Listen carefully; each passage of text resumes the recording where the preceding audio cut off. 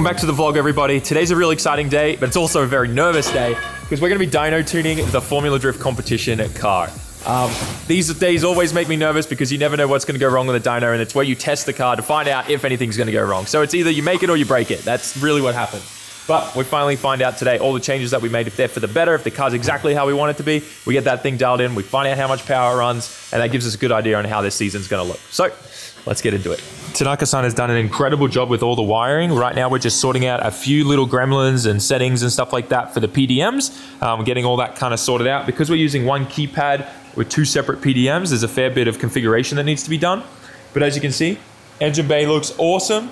I love the drive-by-wire throttle body there. It just looks so clean and nice. You don't have a cable coming over the intake manifold, and the brand new raw finish intake manifold looks beautiful. We got the new G35 900 on here. Last year we ran the 1050, but I found that down low it was a little laggy, so I wanted to go for a 900, which should give us a little bit more low-end response. We were going to be changing to an R-Tech manifold and all that kind of stuff, but we had to kind of put that on hold because we didn't have enough time to fabricate all the things needed to switch that over in the end. So we went with the same old manifold setup for now, and my plan is that we end up changing from a 3 liter to a 3.4 before the next round. So this is kind of like just to get us by for the start of the season, this current setup. Here's a glimpse at the wiring that Tanaka-san's done on the car. It looks absolutely incredible. Cannot wait to drive this thing. It is game time now, guys. So a couple hours passed and we've been troubleshooting a bunch of little issues, just getting the PDMs to communicate and work together. But now we're ready.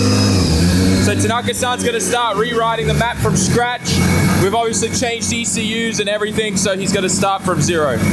I don't know if I had the camera running, but we just had this quick release line pop straight off on us on the ethanol sensor down there. So yeah, that's where we're at right now. We just dumped a bunch of E85 everywhere. The link shut off the engine right away. So we're lucky, nothing happened, no fires or anything, and we caught it right away before we started ramping things up. But we're gonna just bypass the ethanol content sensor for now. Just link these two hoses together and we should be okay. But that was really scary. I thought it was a water line at first, but it was pure ethanol just getting dumped everywhere. We bypassed the ethanol content sensor, got these off the car, and now we can tune it. We don't really need the ethanol content sensor because we're gonna be running pure ethanol. I do want the sensor on there in the future though, in case we do, like, we're not able to get ethanol for certain events and stuff like that, and we could just run high Oku at a low boost setting or something. So yeah, anyways, we should be good now. I think it'll all be okay, but that was scary, and we're still in the process of cleaning everything up. That was a lot of ethanol that dumped on the ground, and I gotta say, that's we've definitely got some good pumps in this thing. Just shout out to Radium, because I've never seen that much fuel come out of a single Dash 6 hose in my life.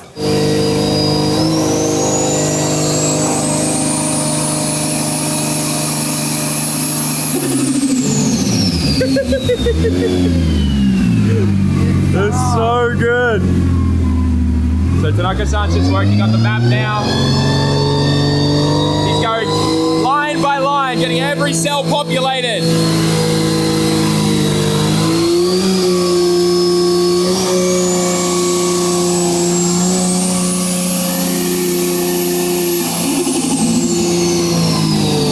I love the sound of this turbo on dose.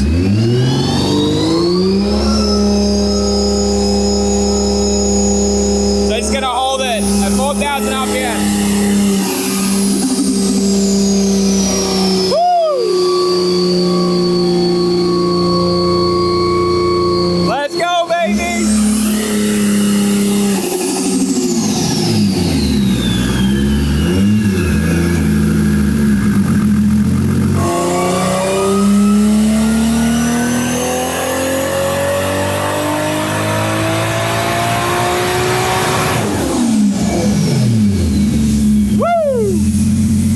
That was an easy 500 horsepower on the first pull. Nice.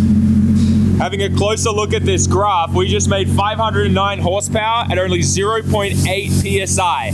And we haven't even, like, we've got so much room to turn this up. I'm excited, because if that's 500 horsepower at 0.8, I can't wait to know what this is gonna feel like at 1.8.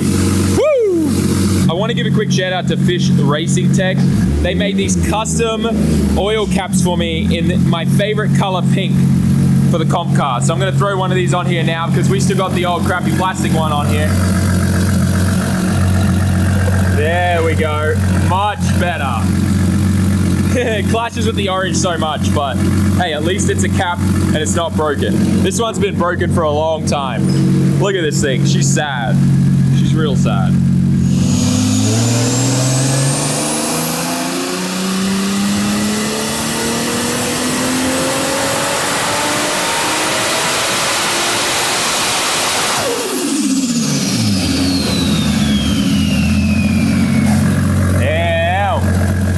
Exhaust manifold do be glowing red.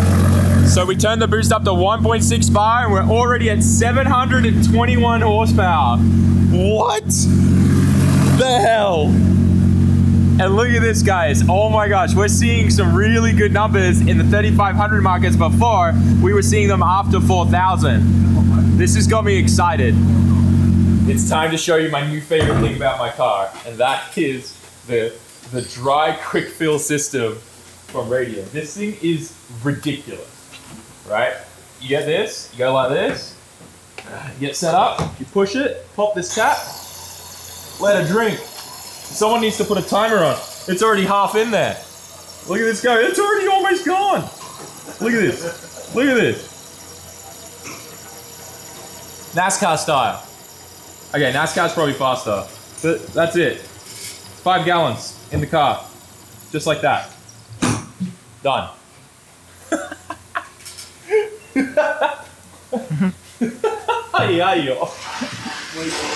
Moito? Okay. We're gonna put another one in. We're gonna fill it all the way up because we're calibrating the fill level sensor.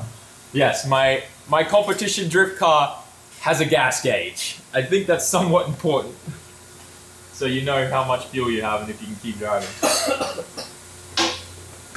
The only thing is right now I only have one of these, the other one's at Ebisu's shop, so I have to refill this to fill that because you can't fill it with a normal jug. So that's the only downside I would say, but once you got a couple of these, you start storing all your fuel in this, and it's only because the other one's at Buster's shop. So I have to fill this one up to then fill the car up. This is so slow. This is a peasant's way of filling up fuel. No, I'm joking. I'm looking at you, Grant.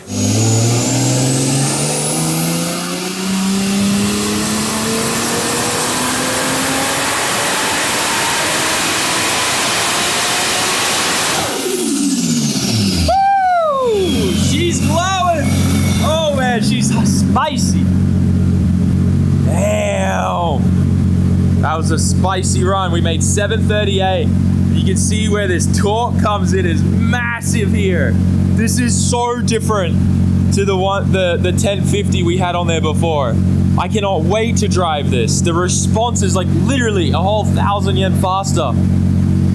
Oh, I'm so excited. And this is making pretty much, this is where we had it set to after we turned it down with the other setup. So this power level right now, we're not even done yet. We're gonna turn it up more, but where it's at now is what I was driving in last year.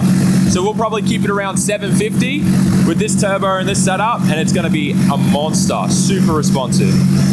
We're currently working on dialing in the electronic throttle body, and it's so responsive.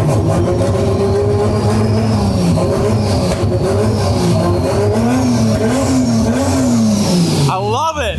Oh man, I'm so excited. Oh, we came off the silencer again. Oh, we gotta help. We gotta get that back on.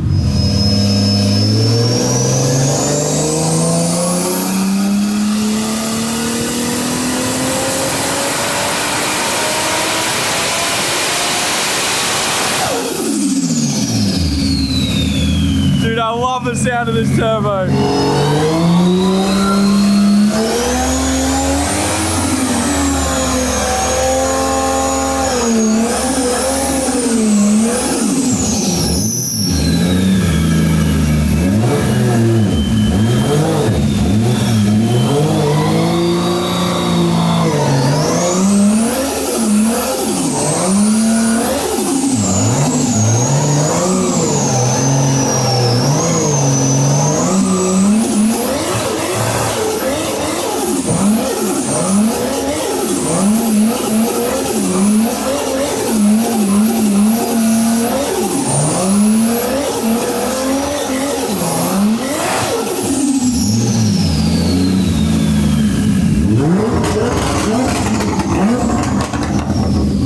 That sounds aggressive. Loving that anti-lag. Even with the big muffler thing we got hooked up to this. That sounds great. So here's where we're sitting right now. We're sitting at 737. And we've got this really nice quick punch here. So you can see like we started off here and we've moved all the way back here now. We got it even more responsive. I'm super happy with this. I think this is a really good power band to be in. This is gonna really help me with like the smaller tracks that we're drifting on with FDJ2 and help me be able to do a lot of clutch kicks and stuff and take away the strain from like the drive chain. I'm pretty happy with this. I think this is a really good result. I think this would be the same if we kept the old turbo, the 1050, if we added like a 50-60 shot of NOS in the mid-range to kind of like as a spooling aid. That's probably what it would be like. But yeah, I'm happy. I think the G35-900 is a perfect match for what we need it for. And the car seems to perform really, really well. We've still got a few more things to kind of touch up with wiring in the car and just get like the switch panel and stuff mounted and whatnot. But otherwise, really happy with this thing. I think it's going to be a different beast. I can't wait to drive this thing in the next, I think we're supposed to be test driving this tomorrow if all things go according to plan. So hopefully that happens. We'll see. We got to drive from Gifu all the way to Ebisu, which is like 8 hours. While Tanaka-san's finishing up some wiring, I figured we'd take a look at some of the cars here at Ion. And the Shiba Taya GR86 is here. This thing is super cool. Hibino's going to be driving this one this year. And then over here is the Infinity or Skyline. This thing's really cool. I think this thing has a VR in there too, yeah. Pretty much all have like the, what do you call it? The 35 GTR engine in them. Big fan of that. I think there's one in that car as well and they're building another one with it. And then I always love coming here because they always do a bunch of work on WRC cars here. The shop's actually really, really famous in Japan. But as you can see, this I believe is a 22B up on the lift, which is insane. There's another one under a cover under it. And then the car that you may have seen next to my car here throughout the day. This thing I think isn't a 22B. I think it's just a normal GC8 that's been heavily modified, but I'm not sure. I don't know. I should probably ask. Actually, I think this is the same model that of Adams. But yeah, super cool. A lot going on under the hood. The rally lights are insane on the front. So clean. And this is a WRC car. They were just saying how heavy the bonnet is to lift this for the headlights. Wow. So heavy. Oh man, look at that turbo setup. Interesting. And it comes to this carbon intake. That's so cool. Arigatou gozaimasu. All the suspension, external canisters and everything. These guys are always working on insane builds for some of the best drivers in Japan, as well as the best teams in Japan. A lot of their cars generally come through here. Even though it is in the middle of Gifu, kind of in the middle of literally nowhere, we're in the middle of the mountains. It's massive. You've seen the shop. I mean, there's a few things I can't show around because they're working on some secret projects and stuff that haven't been announced yet. But yeah, I think last video when we were here doing the tune for this car, you get more of like a overall look at everything and how big this shop is. But they have a total of, I think, like 8 lifts. And then this is just this building. There's a second building next to it that's mainly used for storage. But they have so much stuff here. It might be hard to see, but this whole second floor here is just full of spare engines. While Tanaka-san's doing his thing, I'm going to use this dream machine here. This is an insane, super old, probably like a 20, 30-year-old bandsaw. This thing is amazing. It has like little grinders built into it here and stuff like that. Yeah, while Tanaka's doing his thing, I'm going to work on the panel that's going to hold the PDM switchboard on the dash. We're going to cut a few places out of this so it fits because my handbrake kind of master is in the way, so I'm gonna use this thing. I wish I had gloves, but this is Japan. No one believes in OSHA. Workplace health and safety doesn't exist here. I'm gonna keep this as straight as possible.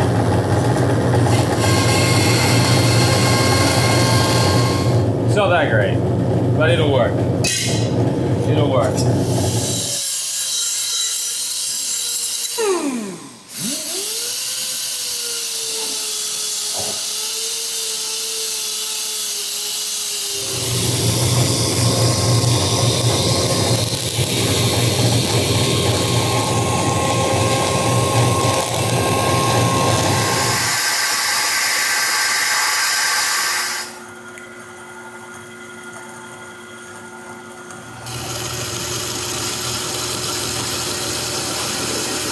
We've got the PDM keypad all mounted up on the dash there.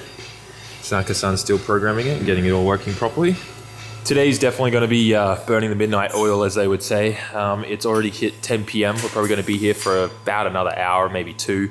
And then we got to start driving all the way to Ebisu, which is an 8-hour drive. So that's going to be pretty rough.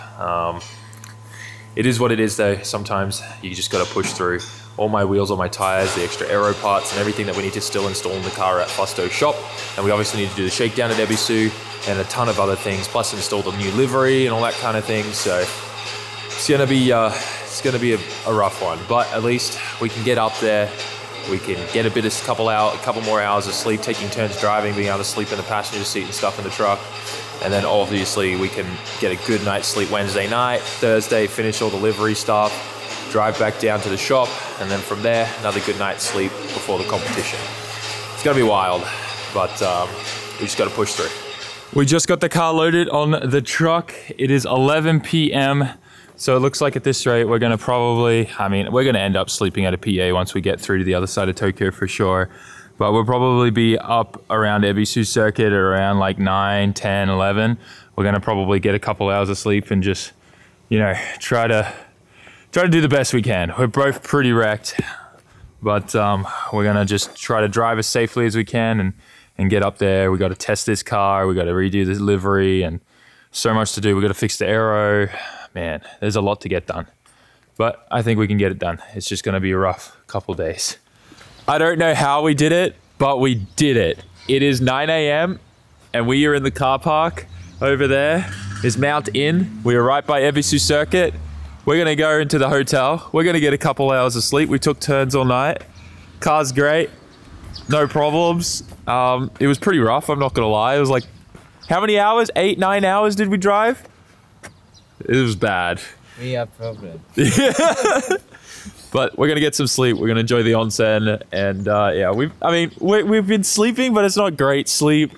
So yeah, I think this is where we're gonna end it. We made it. We're gonna do some testing today once we get some rest. I hope you guys enjoyed today's video. Hope you're as excited as what I am about driving the car. I cannot wait to test drive it. And then after that tonight, we're gonna start doing the new livery, and tomorrow we'll be finishing the livery and getting all that done. So it's gonna be a wild today and tomorrow, but it's all worth it. And I just want to say a massive thank you to each and every one of you that is supporting us, buying our merch and all that kind of stuff over on SAMMIT.net. It helps more than you could ever know. And I would not have this amazing car if it wasn't for you guys supporting and watching my channel every single day. So if you haven't subscribed yet, now's a good opportunity for you to smash that button, as well as if you got any friends that are into cars and all that kind of stuff and you think would enjoy the journey here in Japan, make sure you tell them about the channel as well. I'm gonna go get some sleep, guys. Thanks for watching. I'll see you in the next one. Peace.